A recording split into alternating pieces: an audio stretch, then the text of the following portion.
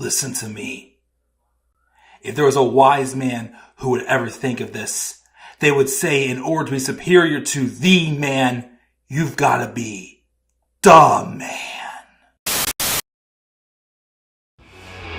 For I am the man himself.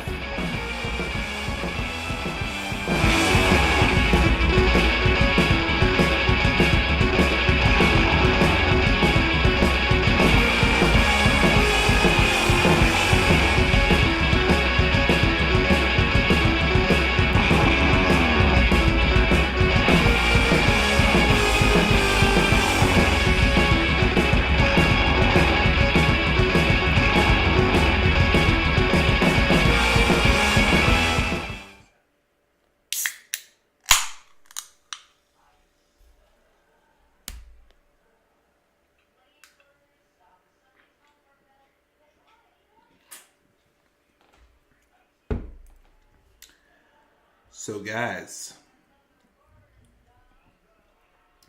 YouTube, it's 11:35 tonight. I have a question for all of you.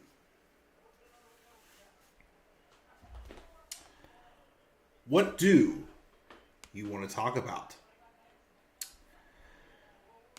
Well, I'm here live. As I said a few weeks ago, I kind of owe you guys a live SmackDown review, right? And I kind of did that last week to talk about SmackDown and Vince McMahon's resignation and all the allegations and just all the craziness that's happened in wrestling the past couple weeks. And then, of course, tonight's episode happened. We have Bayley going to be making her choice for WrestleMania, which my question is why do they have to make the choices immediately? Why can't it be like a WrestleMania where they wait and see? It's been like a bit since we kind of had one of those, in my opinion. Well, then again, we did have just one champion last year, but you get my point. You get what I mean.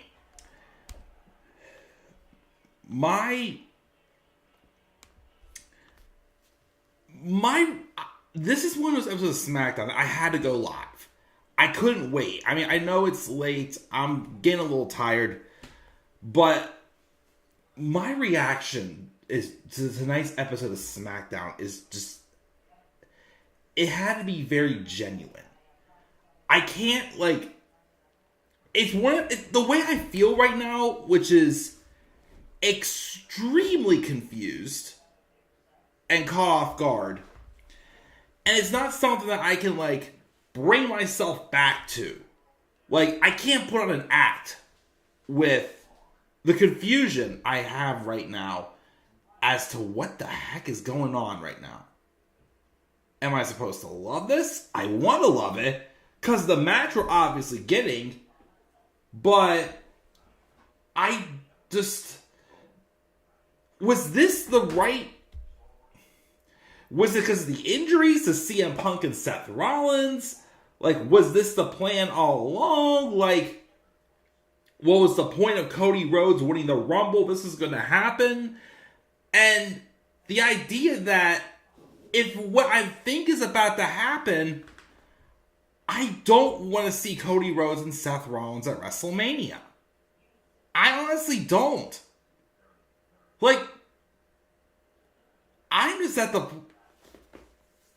I'm very confused.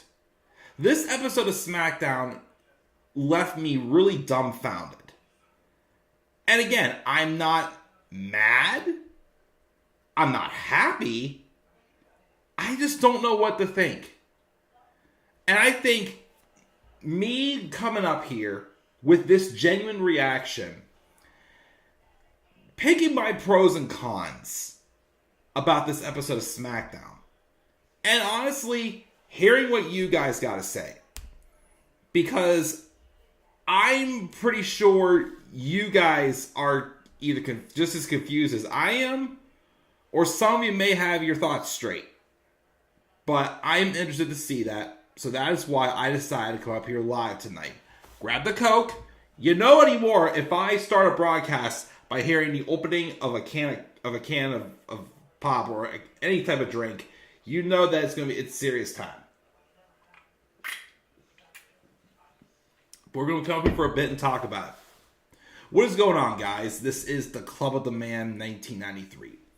We're here live to talk about tonight's episode of Friday Night SmackDown, the February 2nd, 2024 edition of SmackDown, and it took place in Birmingham, Alabama. It was the Fallout show from Royal Rumble, and we were 65, 64 days, whatever the heck it is, away from WrestleMania 40. Tonight was hyped up around well, first off, we were intrigued to see who the new commentary team was supposed to be, since Kevin Patrick was released last week. We were going to also be having Logan Paul appear on the show. We were going to be having Bayley making her decision about WrestleMania. And Cody Rhodes was going to confront Roman Reigns face to face and maybe give him an answer as well as to which champion he's going to pick at WrestleMania. We also had a fatal four-way match to pick SmackDown's representative who will face Raw, and the winner of that match next Friday on SmackDown, after Raw gets their winner in a fatal four-way on Monday, as to who will face the Judgment Day for the tag titles at Elimination Chamber. Fine by me. We also have some more contract negotiations going on. An NXT call-up, I was a little surprised already happened. Two that seem to be floating in between and hearing both sides. And of course, one returning star officially re-signed to SmackDown, which we kind of expected. But yeah, I didn't even get... for a grade for this episode of SmackDown, I gave it a bunch of question marks. Because there's some of the big things that came out of the show, I just don't know what to think of them right now. So, we're going to roll in, we're going to talk about it, and I want to hear your guys' thoughts. I'm very interested to hear what you guys think of all this. Let's check the live chat real quick here. We've got Tyler and Mark in the live chat. Thank you guys for coming on live. WWE made a big mistake for not having Cody finish his story. Tyler thinks it was a mistake. Mark is concerned too, saying, please don't tell me Cody won his second Royal Rumble in a row only to give it to The Rock. You got that right. Tyler said the show made him sad. Mark said, if that is the case, what was the point of him even winning? That's a problem. That's a concern that I have. What was the point of Cody winning this Rumble if he's just going to kind of waste it on a consolation prize if he indeed does pick Seth? What is Triple H thinking? Well, here's the thing about Triple H, as I keep saying. I know Triple H is not going out of our way to play... Well, he's trying to throw us off, but he's not trying to piss us off. It could be, again, Triple H's mistakes is more so he tried something, he swung and missed at it. That's what this could very well be. Unless it turns around and surprises us for sure. But we'll have to wait and see. Where was AJ Styles and LA Knight on the show? We did not get them. I wonder if they're going to have a singles match at Chamber or something like that, because I still think LA Knight's going to be the one to dethrone Logan Paul at WrestleMania. Mark says, I agree with you on Cody versus Seth. We already seen that Cody's beaten him 3 times. Yes, very true. Did you hear that Brock is blacklisted from WWE? I did hear that he was removed from that Supercard game, but it doesn't look good. I'm also hearing John Laurinaitis saying he is a victim and not a bad guy as well with this. Which is is he saying that both him and Vince are innocent, or is he turning on Vince? Which obviously shows, it obviously does show that something indeed happened if both guys' stories aren't matching up. WrestleMania 40 is going to suck now. again, we'll wait and see. I know the injuries and so much other stuff happening, might hamper it. But again, we'll wait. We'll see, of course, what happens. We got the Fallen Soul 99. Thank you for joining us. I don't know what to think about The Rock versus Roman, but I got no clue. If I give my early thought on it, I love that we're getting Rock and Roman. Finally, because they've been teasing the hell out of it for the longest time. It's just that this was awkward because of what the heck do you do with Cody now? That's my big thing. I guess Cody's going after the World Heavyweight Championship, but I'm not 100% clear of my mind. Which, again, I'll give more thoughts as to why, again, I don't think that's a good idea. Tyler misses Charlotte. I know, I'm sorry, buddy. I mean, if Rock loses, maybe we can get Cody versus Roman for SummerSlam. I mean, I'm not sure if that's the case, but I guess, I don't know. It starts laughing. Again, that's exactly how I feel, too. Honestly, and here's what I'm going to say right now. If Cody and Roman isn't happening, whether it's a night one, night two thing, which I'm still not for that, because like I keep saying, both matches, to me, are a night two main event. Both cannot be overshadowed by the other. So if Cody is going to give up his opportunity for The Rock to fight Roman at WrestleMania, even though it's just going to be, it's not going to be as special, in my opinion, if we get the second biggest event, it's got to happen at SummerSlam. It's got to happen at SummerSlam this year if it's not happening at WrestleMania.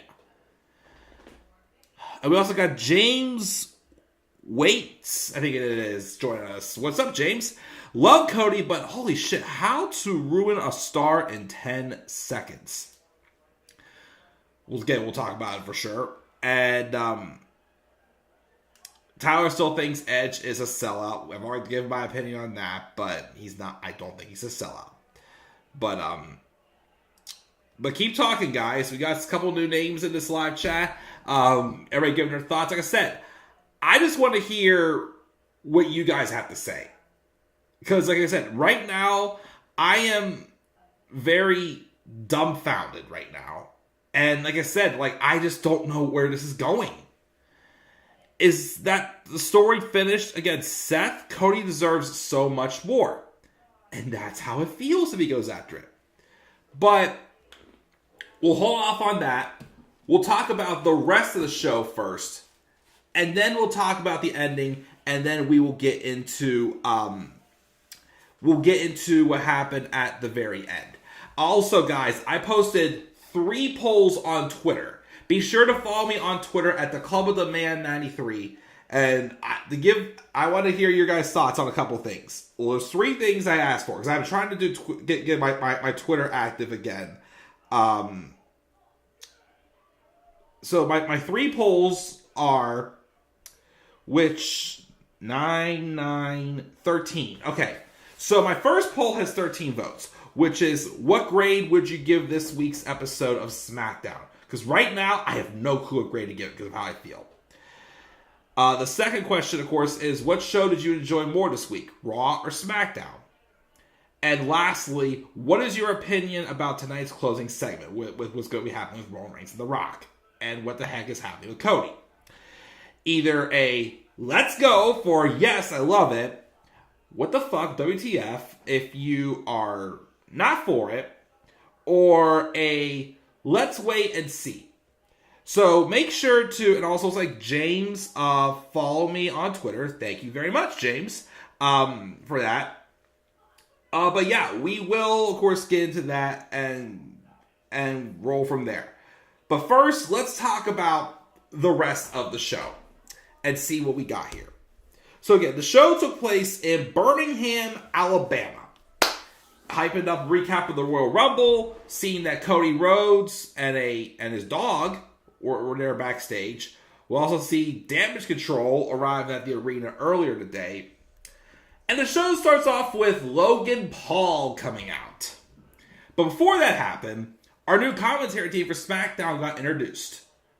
Corey Graves received a promotion as he is now the new head commentator on SmackDown. And his partner and color commentator is Bad News Barrett. We'll see how that teaming goes for sure.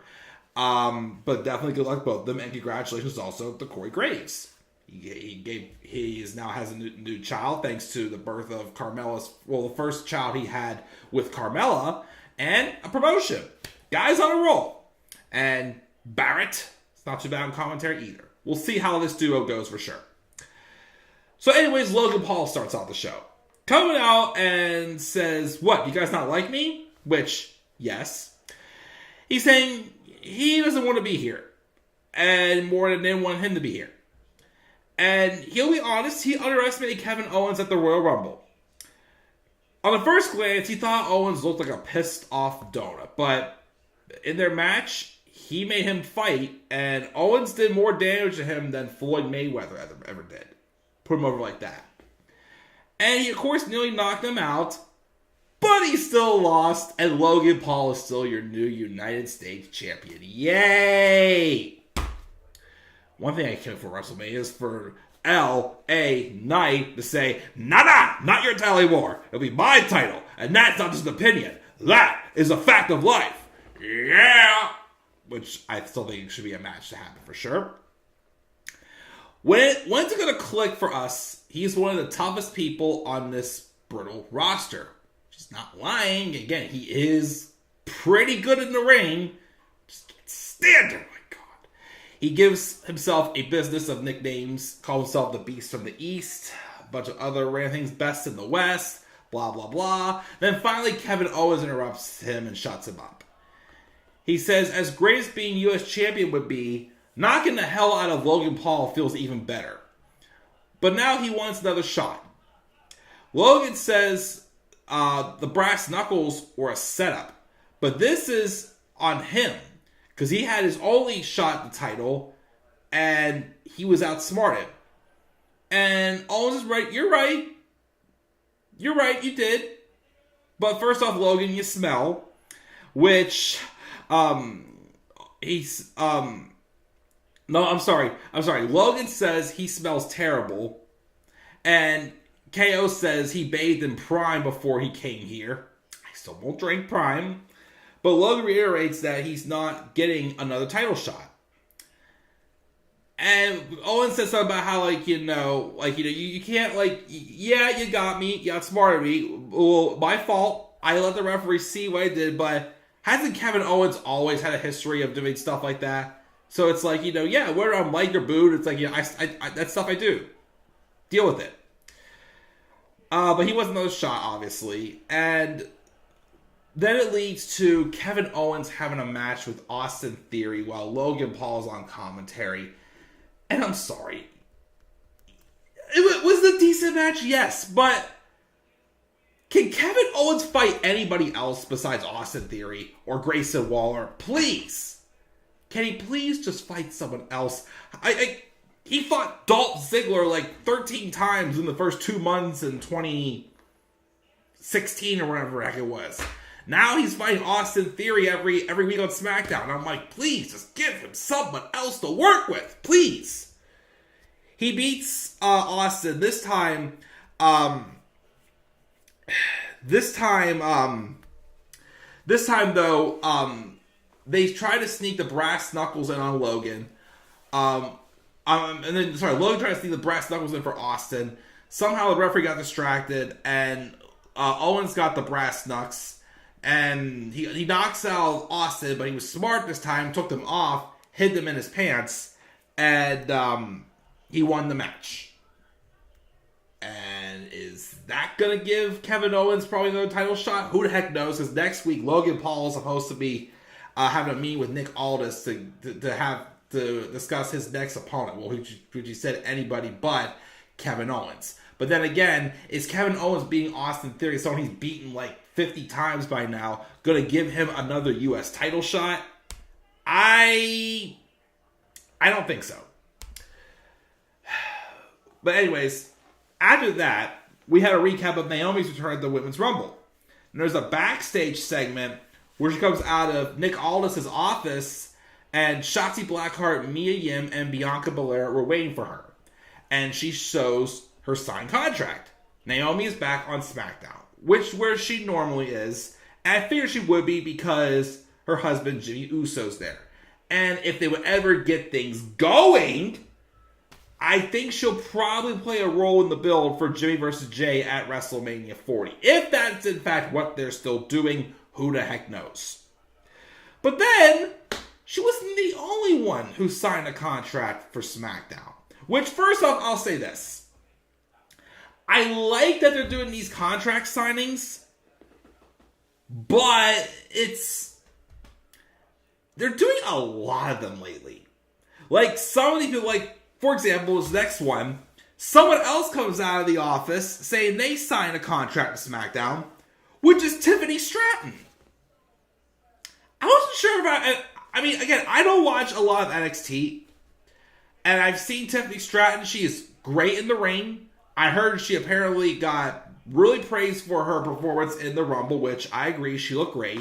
I did like the spot where she tried to save herself holding on to Bianca's hair as well, and I've seen her wrestle. She is a good wrestler. Like, the first time you see Tiffany, and she was a part of NXT 2.0, I instantly thought, yeah, that's a Vince McMahon project right there. She's the epitome of what Vince McMahon... I can't mention this without being awkward. But she's the epitome of what Vince McMahon wants on his TV for female wrestling. Let's put it that way. But I just didn't think she was quite ready yet. Like, maybe after Mania, maybe after SummerSlam, like a little later, because they're doing a lot right now. And I'm like, whoa. Save a few for after Mania, like the Raw or SmackDown after Mania. And that's like part of the fun about the Raw or SmackDown after Mania. Because like, what's Tiffany Stratton really going to do right now during WrestleMania season, you know? So I wouldn't have brought her up yet. But she's here. She's a decent, good wrestler. Just that the character, I'm still not too sure about the character from the few times I've seen her. But anyway, she comes in and rubs in her faces. And she said, why don't you celebrate me? And then she slaps Mia Yim, which sets up for a match later on in the show. We also had a segment with Legado del Fantasma officially welcoming Elektra Lopez back, as she was part of him and the original Legado del Fantasma with Joaquin Wilde and Cruz del Toro in NXT. But now she's back with them and his new group. And they basically have a toast. And then we have a fatal four-way match between British Strong Styles, Tyler Bate and Pete Dunne, LWO's Cruz del Toro, Joaquin Wilde, Legado del Fantasma's Angel Garza and Humberto Carrillo, and Pretty Deadly's Elton Prince and Kit Wilson. So the point of this fatal four-way is the winner of this match and then the winner of another fatal four-way on Raw will face each other next Friday on SmackDown. And the winner will face the Judgment Day for the tag titles at Elimination Chamber. I'm thinking it's most likely, it'll probably be, so I said in my Raw review, which was pre-recorded, I said in my Raw review, I'm seeing maybe the, I'm thinking we might get Awesome Truth versus Judgment Day at Chamber. Or they can hold off on that until Mania. Again, either way, it's either going to be them or DIY who's going to dethrone Judgment Day. But I don't think they're going to drop the titles until Mania. So I'm going to say Awesome Truth fights them at Chamber. That's what I'm going to predict happening. Match was fine. Again, I've definitely... I've always been intrigued by Angel Garza and Humberto Carrillo. I'm glad they're getting a chance again. Pretty Deadly, I'm still not the biggest fan of. Their music is catchy, yes, but they're just so... I don't know. I'm just not a fan of their gimmick. Cruz del Toro and Joaquin Wilde have improved a lot, though. And we all know Tyler Bate and Pete Dunne are always awesome. And British Strong Style do, in fact, win. Cool.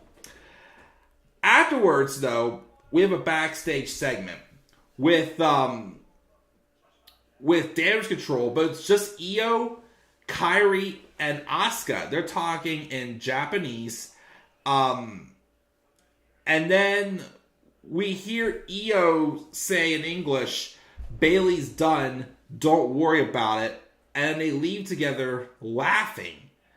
But then, in the background, we see Bayley just hanging out, and she obviously heard what they said. Ooh, that's not good. It's not good at all. Now, I must mention what was interesting about this, though, is Dakota Kai wasn't there tonight. Where was she? I have no idea.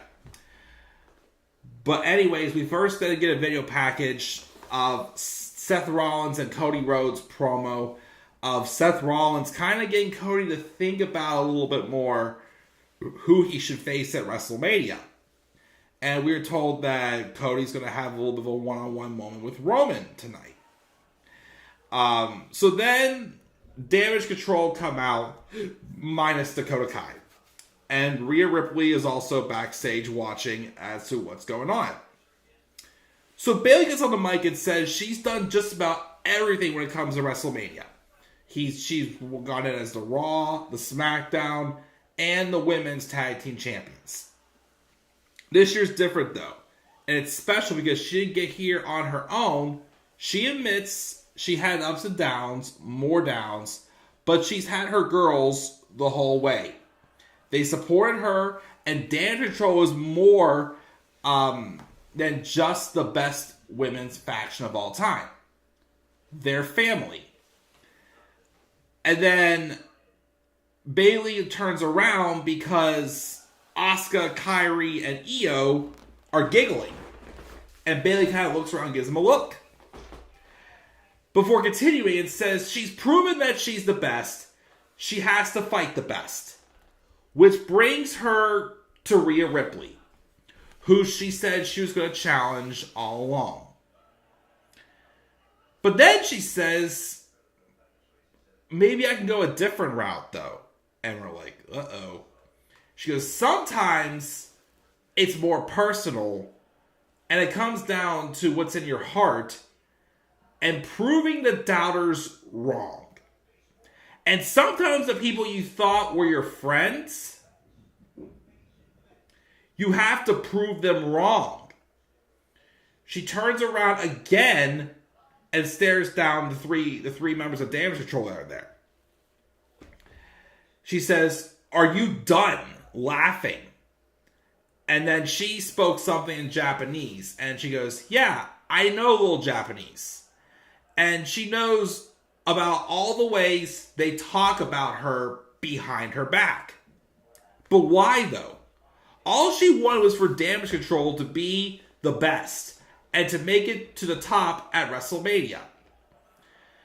Of course, the Kabuki Warriors start to kind of spread out a little bit, and Bayley gets in Io's face. And she starts getting a little emotional. She goes, "Io, what happened?" And then, bam! The Kabuki Warriors attack, and Io joins in as they do a 3-on-1 assault on Bayley. Officially, finally, turning on Bayley, as we've seen coming, probably since Kairi Sane first came back at Crown Jewel. Bayley then is laying flat there in the corner, but then you see she grabs a pipe, and she fights him off with an iron pipe. Mostly she attacked Asuka and Kairi. And then it's about to be her and Io. But then it was like, batter up! Like Bayley held up the pipe like she's about to swing a left-handed pitch into the Allegheny River. And Io's like, no! And then Io just like rolls out and retreats to the floor with her friends. And Bayley grabs a mic and says, "Io, I'll see you at WrestleMania." And that's the first official match we have for WrestleMania. What are my thoughts? Well, like I said, I predicted it back at Survivor Series. Around Survivor Series, this be a match happening. My concern I said, though, because I still think, even after this segment, I still think they should have had Bayley turn. Well, they should have had the turn happen before the Royal Rumble. I mean, And I also think Bayley deciding tonight felt a tad bit abrupt. Yes, I like the tease when she first I heard Io say that Bayley is done. I like that. But Rosh, they were all in good spirits. And to me it came across as she only said she would give her answer on SmackDown this week is because obviously Nia Jax intimidated her. But I would have given it maybe until Chamber. Maybe Chamber would have been the time to happen. Like, I just felt the segment was good. Like, obviously, you know, we've seen for months. It's been so obvious that Damage Control, well, whenever Kyrie came along, and of course Asuka joined up with them also, that the three of them, and the big question is we don't know where Dakota stands, but the three of them were not fans of Bayley. And they were eventually going to kick her out of the group. And Bayley may have tried to beat them to the punch, but my thing was like what I would have done. Personally, I would have had to turn on Bayley immediately after Survivor Series. Beat Bayley down, have Bayley win the Rumble, and then we'd be fine. Right here, like, you see, my thing is, well, then again, okay, I think my worry about Damage Control looking stupid is not the question. I just feel like it was a tad bit abrupt. Like, Bayley still thought she was in good spirits. I would have honestly waited. Well, you see, what I would have done is I would have, I think what I would have had, personally, my opinion is they could have done the turn tonight, but maybe not have Bayley give her answer until maybe Io would have had a match at Chamber. And maybe say against Bianca. And let's say, you know, the match happened, Io did retain, Bayley returned then and decided on the face Io then, and they could say that they turned on Bayley because when Bayley didn't decide on Rhea, they said that proved for once and for all they couldn't trust Bayley or something like that. I don't know. I just felt that the way they did it here just felt a tad abrupt, but it's happening. I'm not going to complain too much. You know, it's still going to be a good match. It was just, I don't know. It just didn't quite feel like the moment for me. But maybe it been for you guys. But yeah, we will continue on though. Following that, we had, I can't remember if this is supposed to be a match or if it was just a face-to-face. But we have the Final Testament and Bobby Lashley and the Street Profits, which I keep hearing rumors though they're supposed to be called the Pride, but they haven't been addressed as the Pride yet. But they came out, and basically they just started brawling until Scarlett gets involved again and tries to rake the face of Bobby Lashley by digging into his eyes. And then all of a sudden, someone in red hair came out, and I'm like, don't tell me that's Eva Marie. But nope, it was B-Fab. B-Fab returned with red hair. They were teasing her a few weeks ago to be joining with Bobby Lashley, Street Profits. I guess she's like kind of, besides of course someone neutralizing Paul Ellering, I guess she's Scarlett's neutralizer. So she's a face also. I got 2 turn alerts to do tonight now because of this. But yeah, B-Fab makes a save, and she's officially with the Pride, whatever you want to call it. I still wish it would have been Bianca. I still wish it would have been a heel Bianca. This group would still be heels, but whatever. We'll see what happens with B-Fab. I'm just kind of glad to see that they gave her something else to do, because again, they just really dropped the ball for sure with with Hit Row for sure. They dropped the ball with them. Backstage, we then have another contract signing segment, but this time it's with Adam Pearce and Bron Breakker. I'm sorry, it's with Nick Aldis and Bron Breakker. But then Adam Pearce rolls up and says, "Don't sign anything until you talk to me on Monday." Which, of course, obviously infuriates Nick Aldis, because obviously that was kind of a role reverse what it came with Andrade on Monday. But Bron says, "You know what? You're right. I'm going to sit on it. I'm going to take this contract, but then I'm going to talk to Pearce on Monday." And as he goes to leave, Jade Cargill walks in. And Nick Aldis is like telling Adam to leave. And then he chats Jade. So again, I like the idea of the contract signings, but I think there's a little too many happening at once. Again, especially with the NXT stars. Like, don't get me wrong, Bron Breakker should definitely be up here. I guess Carmelo Hayes is officially on SmackDown. I don't know for sure yet. Well, maybe the case after NXT Vengeance Day this Sunday. Because I'm pretty sure he'll be up. And maybe Trick Williams also. I'm not sure. I do think Melo's ready. I don't know about Trick, though. But Bron Breakker, get his ass up here for sure. He is ready. But then we have Tiffany Stratton taking on Mia Yim in her debut match. Not bad. I like how for a while they had Mia kind of being like aggressive, because they've really been giving her a short stick for a while. But, you know, Tiffany, again, character, I'm still not completely, you know, the biggest fan of her character.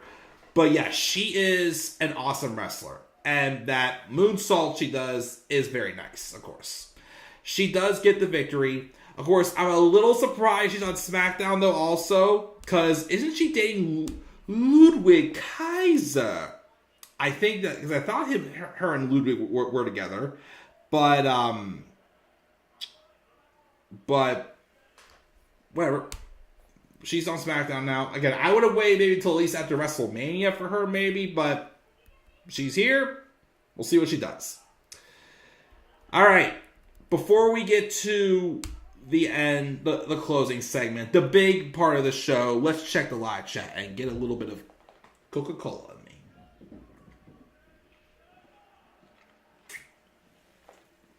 in me. All right.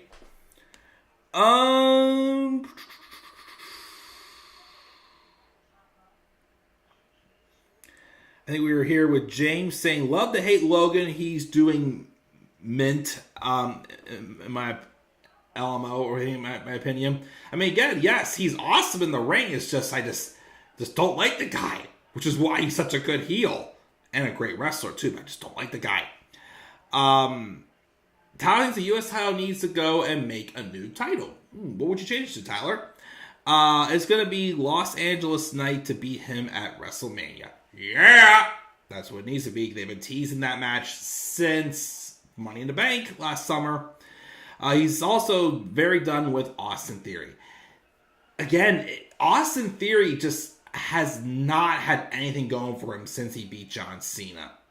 Like, it was, again, like Cena buried him on the microphone, and it just didn't feel like he countered back.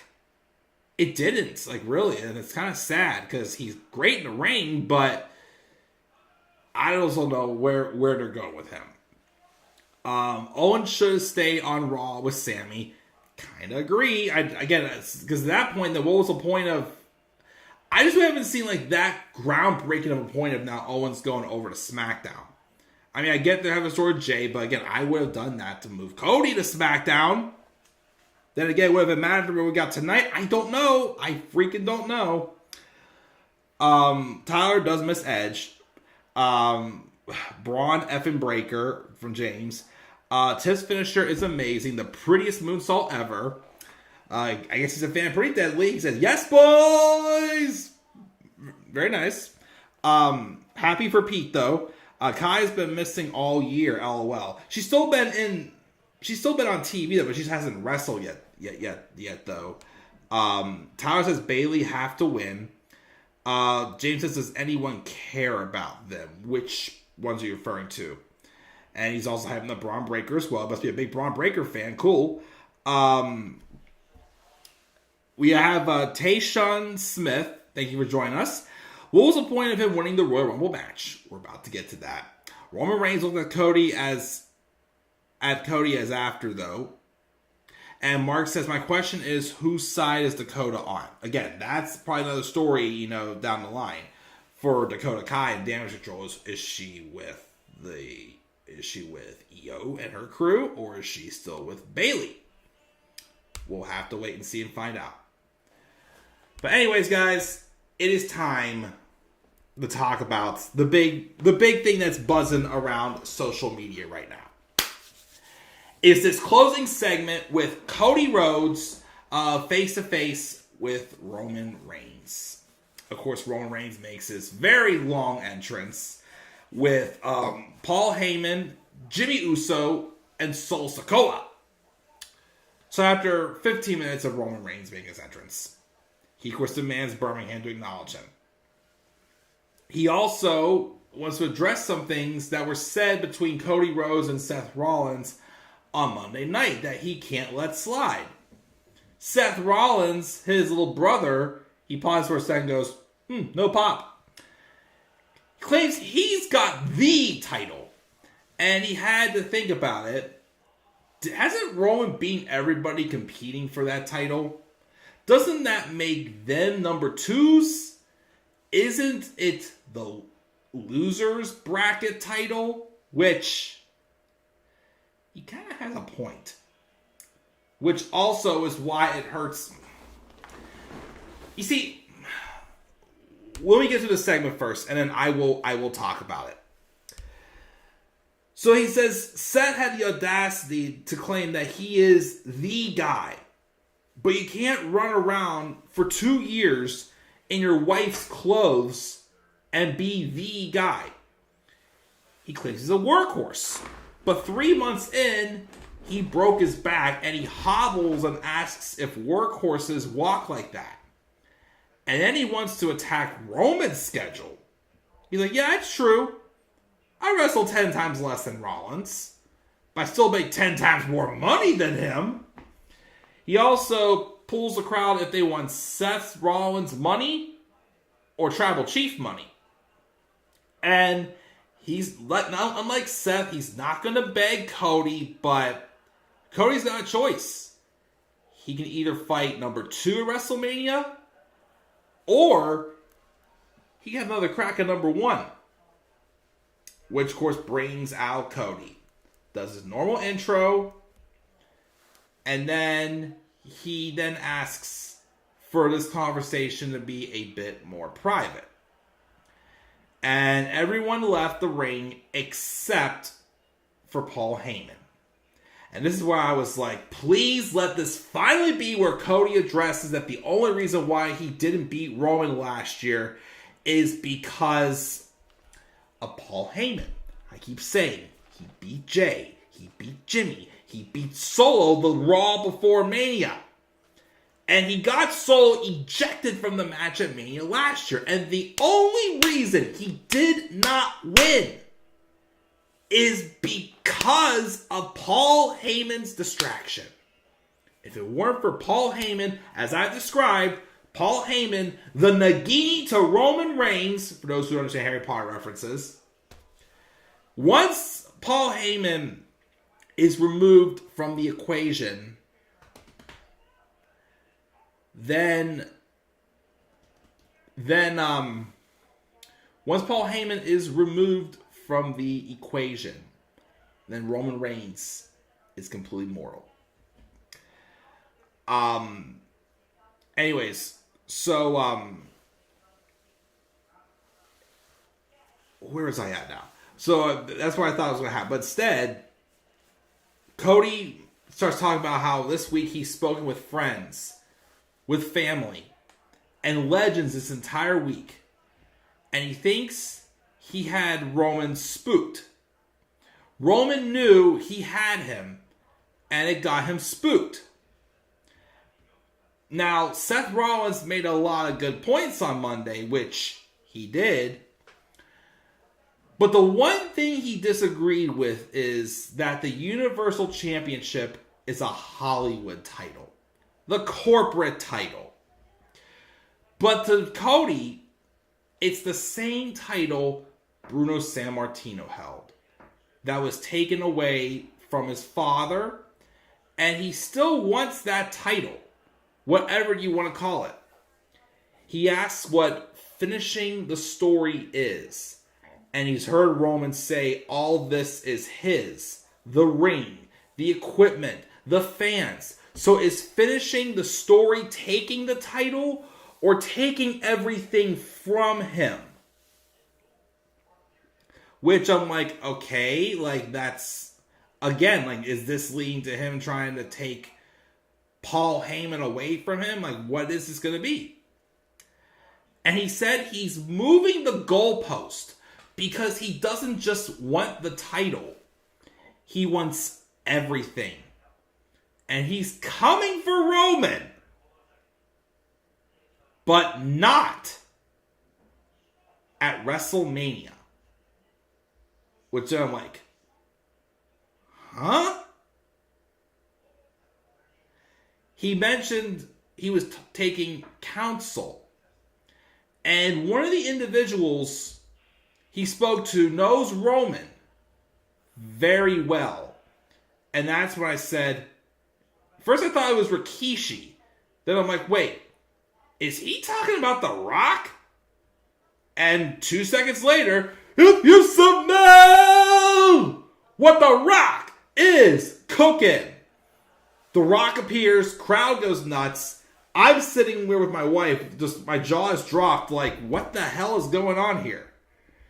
So The Rock comes out, gets in the ring, and he immediately shakes Cody's hands, so shakes his hand, and they hug. And then Cody steps aside and takes his leave. And then The Rock just watched Cody walk away, which felt like it was like 5 minutes. And then he finally turns around and he stares down Roman. They walk super close together, get face to face. Obviously making it official that it's going to be Roman Reigns and The Rock at WrestleMania. And then the show ends. And I'm just sitting there and all I can say is, huh?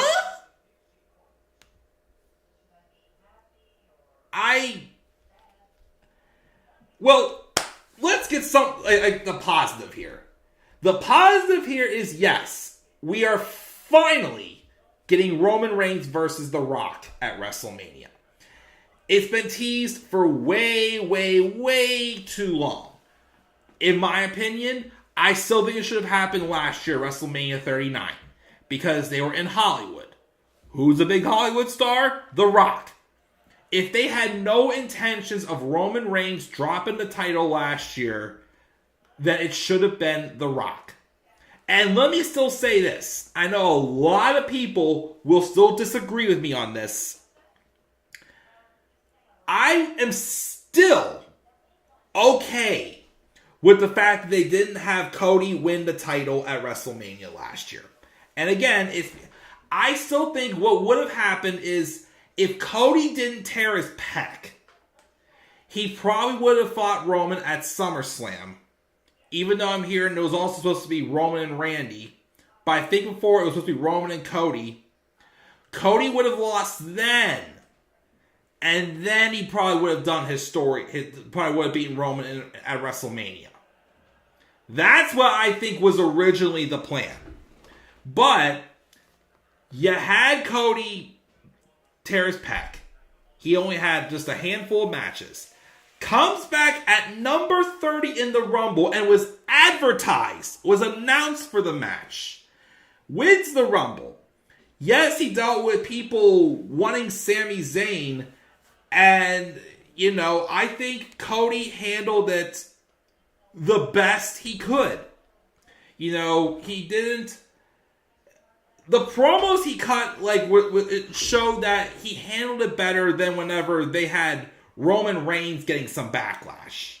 Which, if Cody was getting backlash, then obviously it wasn't the right time. They had to allow him to overcome an obstacle. A bigger wall be built up for him. Which is why, in my opinion, they should have just had him feud with Brock. And they should have done the blow-off match at Money in the Bank instead of SummerSlam. Although the SummerSlam match was a really good match. And Cody should have ended Roman's reign at SummerSlam last year. Because ever since then, it just feels like they're stalling. It feels like they're just stalling. Like crazy. I thought maybe the storyline with Jey Uso coming to Raw, because he was the one who brought Jey over, and he betrayed to SmackDown. Nope. Then besides Jey getting away from Jimmy and the Bloodline, what was the point of Cody Rhodes being involved in that story? Cody then wins the Rumble, points to the WrestleMania sign, then guns for Roman Reigns. Yes, I get this was before Seth made him kind of second think things. So why did he point the sign then, if that's the case?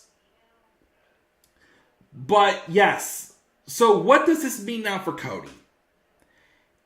Is he gonna, because Roman's not fighting a chamber. I think the only shows Roman's wrestling at this year, I think, are Rumble, WrestleMania, both Saudi Arabia events, and SummerSlam. For whatever, I think those are the only shows he's working this year. So he's not wrestling Cody at Chamber. Plus two, that show is going to be at 5 o'clock in the morning, my time at least. Who wants to watch a show later on that one of the biggest moments that obviously everyone is just dying to see happen at 5 in the morning? And same with Roman Reigns versus The Rock. And I've been saying this the past month or so. I'm still not for a night 1 and night 2 thing with Roman fighting both nights. Because I still think neither moment should be overshadowed by the other. They're both night 2 worthy main events, in my opinion. So that's why I don't want them. I mean, yes, they could have Roman fight The Rock on night 1, beat The Rock, be basically, the true head of the table, and be even more powerful against Cody Rhodes.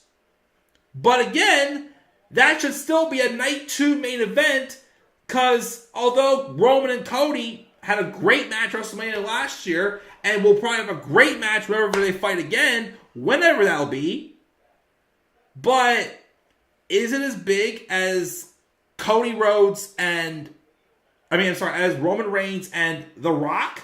No.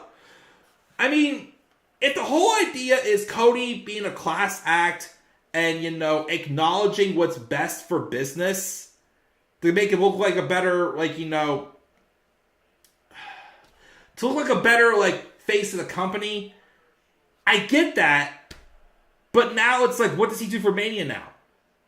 Again, I thought at first maybe when the rumors were heavy about Gunther facing Seth Rollins, I thought maybe they're going to do CM Punk and Cody Rhodes.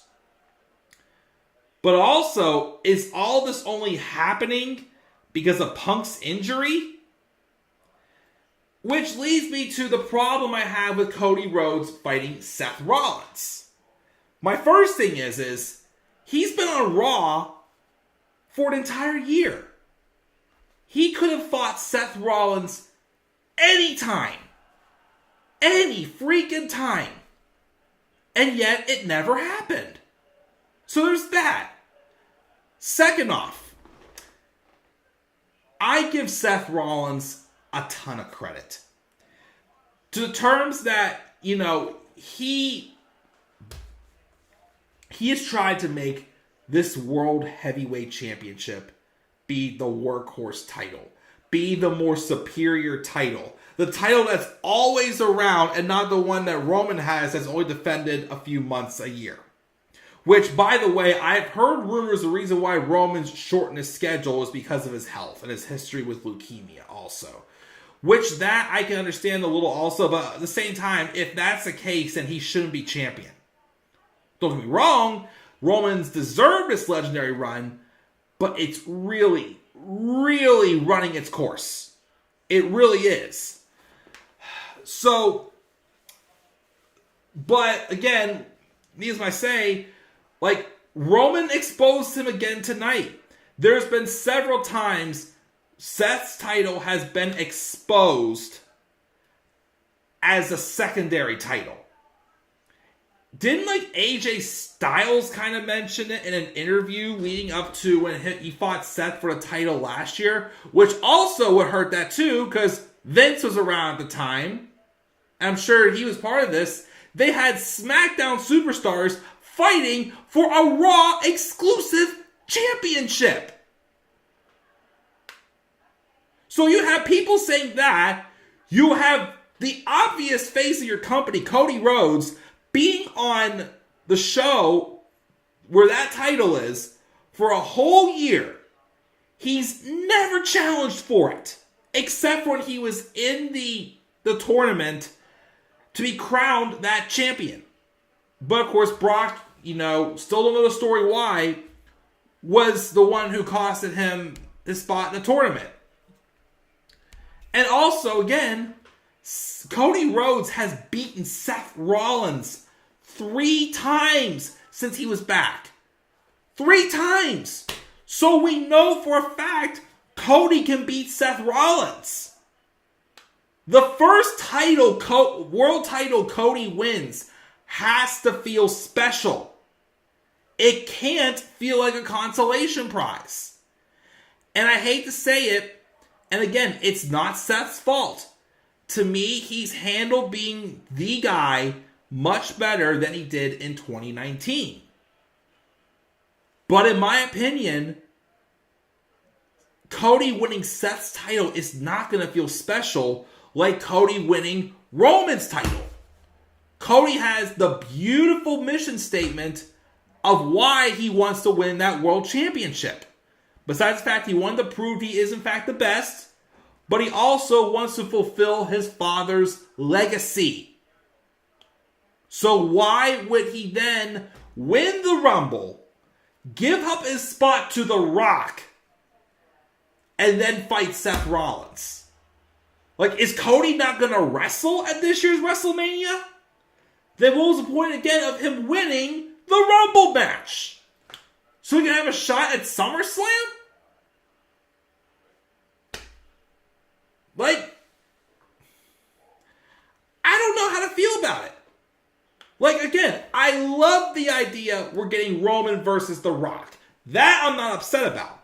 The thing that I'm not upset. The thing that I'm just confused about is, why is Cody doing this? Where the heck is he going to go next? And again, I'm going to say this again. Do not do the match overseas. Because, again, most of the people aren't going to be able to watch that moment. That's not a moment that needs to be taking place while most of us are sleeping. It has to be a moment that, like, it's going to be groundbreaking. The internet's going to go wild. It can't be spoiled. But either one of them, Rock and Roman, and honestly, also, I get why they would rather do Rock and Roman at WrestleMania 40, because WrestleMania 40 is like a big anniversary. WrestleMania 41 in some random place is not going to be as special as WrestleMania 40. An anniversary show, like a big milestone year, another decade of WrestleMania. But I just still think that, like, they're really starting to, like, they're starting to stretch this whole Cody Rhodes finish the story thing out way too long. Which is why, because some people even said, well, what if Cody fights Roman at next year's Mania?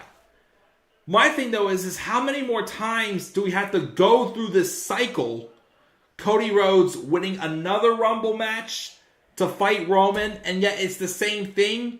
They threw this big curveball at us tonight, and like I said, I wanted a curveball. I like that we got him this past Monday on Raw, but now it's like, now what does he do? Like, At this point, by the time Cody actually fights Roman, people are going to be like, just get this done with. They're not going to care about the match. They're just going to care if Cody's going to win or not. So, this puts WWE in a tricky position.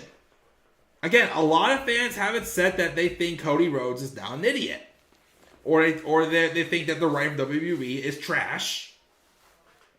Again, if they answer that question, that poll I had, I just want to wait and see. Because yes, we're getting Roman and The Rock. But again, how does this affect Cody's story? That's the big problem. Again, they're stretching this out way too long. You know, if they want Roman to break Hogan's record, it's not going to work. It's not going to work. I'm sorry. The reign has run its course. Congratulations, Roman. You deserve this historic reign. You deserve it. You worked hard to revamp your character, you know, bring in this heel persona, work with Paul Heyman, and make, very basically, even though he's with Paul Heyman, Roman's still more superior to Paul Heyman. It's not just him being an advocate. He is his tribal council. He keeps Roman sane. Roman's still the more powerful one.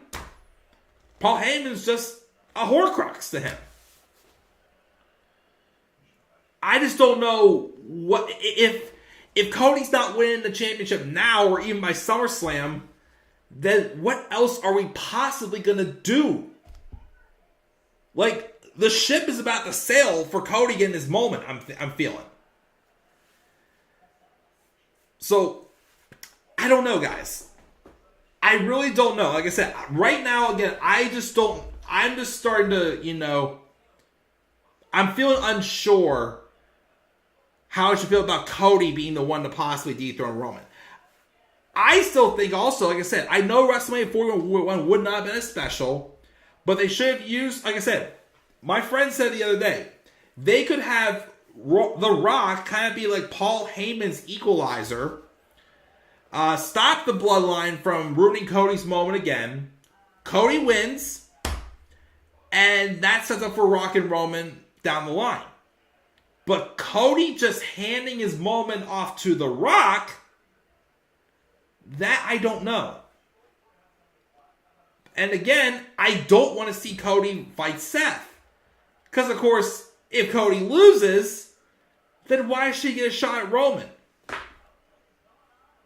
Very tricky and difficult thing to, like, get your full thoughts on.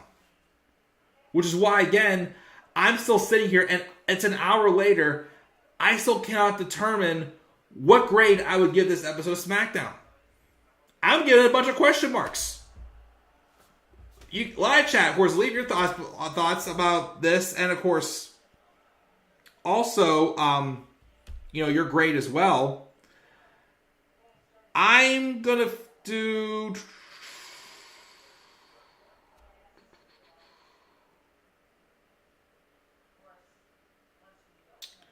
I'm gonna check the polls. So for a grade, there were 13 votes for what grade would you give SmackDown this week. Out of 13 votes, 31% said A, 15% said B, nobody said C, 54% said D or lower. For what shows you enjoy more this week, Raw or SmackDown, 10 votes, 50-50. 5 got Raw, 5 to SmackDown. And 11 votes on what you thought about what happened in that closing segment. Nobody said let's go.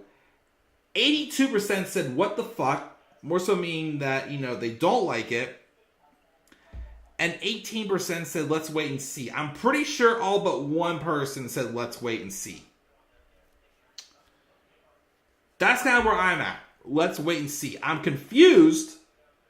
But, again, let's wait and see. Because like I said, this is not... I know this was probably meant to swerve us. But I just don't understand right now where this can go to. That's not going to hurt Cody. Like I said, cards played wrong, this could hurt Cody's momentum. This could hurt Cody's moment. Because if they wait till next year's WrestleMania for Cody to win a title, it's going to be more so like, well, about time. That's going to be the reaction. Not it's like, yes, he finally did it. Now it's going to be like, about time. Who cares? And that's what I'm worried about. So I talked a lot already. Give me your thoughts, guys. Let's check the live chat before we check out here one more time. See what you guys all think. I think we were right here where Tyler says, hope Bron Breakker does awesome on the main roster. I'm pretty sure he will. I'm wondering if he will sign with Raw, because didn't he say in his post Rumble interview that he's not done with Judgment Day? And if he was filling Brock's spot in the Rumble, they could have him fill Brock's spot and face Dominic Mysterio at Elimination Chamber, but we'll wait and see. James says, I'm fuming. Cody deserves so much better. Can Roman just get Paul to talk for him, because he is god-awful at promos? He has improved, don't get me wrong. But nobody can outdo Heyman on the microphone for sure. Cody won the Rumble to be a ring announcer for Dwayne. Well, it was Dwayne, but I just think of whenever Punk goes, and your buddy Dwayne. Oh, man. Let me see here. Legit. Hashtag cuckold Cody. Finishing the story is against Roman, not Seth. Exactly. Jaw sat. I'm not sure what you're saying there, James. And also says you make very good points. Thank you. Thank you for definitely respecting my opinions. For sure, I agree with that. Tyler thinks this is because Punk is injured. And it very well may be. They may have nothing else to do. But like I said, Cody facing Seth is actually the one thing you shouldn't do, in my opinion. They might as well call Mark says they might as well call the Universal title the part-time timer title, since that's where it is going if The Rock wins. And that's the other thing too. The reason why, my friend pitched the idea of having waiting until next year for Rock and Roman instead of WrestleMania 40, because The Rock versus Roman really does not need the title. Yes, Roman needs to win, but with the title, it's a little bit more predictable. Tyler's still not hyped. Cody gives a shot to The Rock is a big mistake. And he doesn't understand why Roman's still champion. AJ should have won at the Rumble. I don't know if we'll ever get Roman and AJ one-on-one again, but who knows. But yeah, guys, I talked quite a bit tonight. I didn't expect them to come up here live, but I kept saying I owe you guys a live SmackDown review. And again, I just felt my genuine reaction from tonight's show, quite frankly, deserved a live stream. But yeah, I still have no idea what to grade this show. It's going to have to be a thing where I got to see where the story goes. I never really came back and graded the show based off of what happened in the aftermath a month or two down the line. This is one of those shows, though, I may have to do that. So, we will see. We will see, of course, where this goes, what Cody does next in his story. And, yeah. But guys, that's my thoughts. That's my thoughts on SmackDown. That jaw-dropping moment at the end of the show. What are you guys' thoughts? What grade would you give it? Do you think they're also writing the story with Bayley and Io correctly? Or do you think they may have pulled the trigger at the wrong time on that as well? What do you guys think, of course, of the signings? Tiffany Stratton's call-up. Where will Bron Breakker go?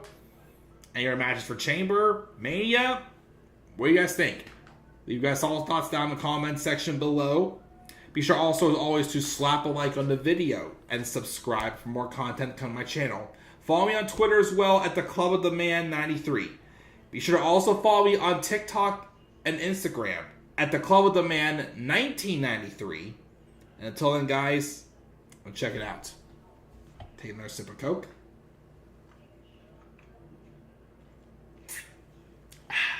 And have a great rest of your night. Get some sleep. We'll return with a week for a WrestleMania build. It's coming Monday on Raw. Hopefully we'll have a couple other videos I upload this weekend. Like I said, I still want to do...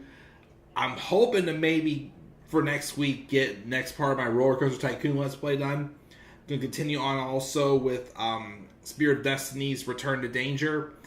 I still need to do my thoughts on the Chris Van Vliet interview with Patrick Clark. I want to give my thoughts on that as well. And my Elimination Chamber match card predictions, which are very up in the air right now. We'll see, though, what happens. Until then, guys, I'm checking out. I'll catch you guys all later. Have a great rest of your night. Get some sleep. And do not forget, in order to be superior to the man, you've got to be the man. And for I am the man himself. And that is not just an opinion, my friends. That is a fact of life. Yeah!